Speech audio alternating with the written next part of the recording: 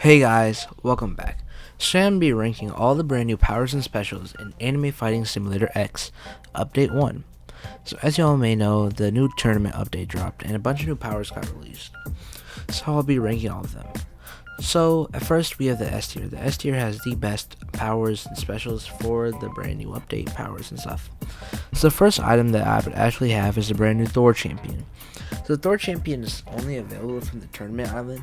If you don't know how to get that, you have to basically fight in tournaments and get enough coins to the point where you could buy the Thor champion for I think 150 coins or 180. And he's really OP because he gives 35% boost on damage sword attacks and 35% damage on strength attacks. So this makes it an overall very good champion and also puts it on the top 10 champions on the normal tier list. That's why it's pretty OP. It also gives you plus 0.05 by each level, so that's like pretty decent. That's pretty good. So next up we actually have Rasen Shuriken.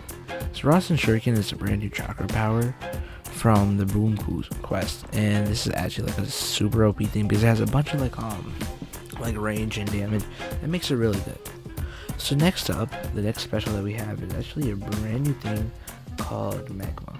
So Magma is an insanely OP fruit, and this does so much damage, and it's probably the best devil fruit in the game right now because it just does insane amounts of damage and has insane range.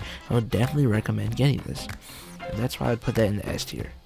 Next up, we have the A tier. First up in the A tier is Solar Flare. So Solar Flare is a brand new boom quest, and this is actually pretty decent because it stuns your opponent while blinding them at the same time. So this is just OP for like PvP and like just like fighting in general, but not against enemies that much. So that's why I'd put that at A. And then the new form question mark is the next item on the A tier list.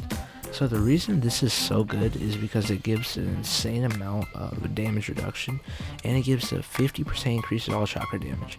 So I'm pretty sure that's the highest any mode gives right now to this day. That's pretty OP. And finally, the final item in A is Killer Queen.